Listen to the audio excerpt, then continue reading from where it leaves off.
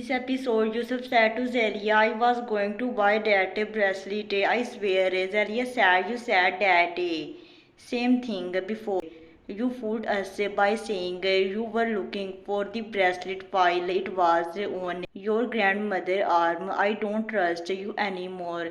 Yusuf said, yes, you are right. Look, I apologize to you. I should have told you as soon as I found out my grandmother was there too, but I was embarrassed. I am devastated. I could not tell you. I could not bring myself to say the bracelet is at our house. I promise you, I will get that bracelet. You will see.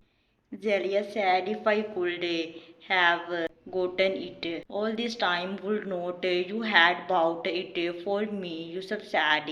I will pay for it and buy it. I will make it sure if necessary. I won't sleep but I will get that bracelet for you. I promise you. Thanks for watching.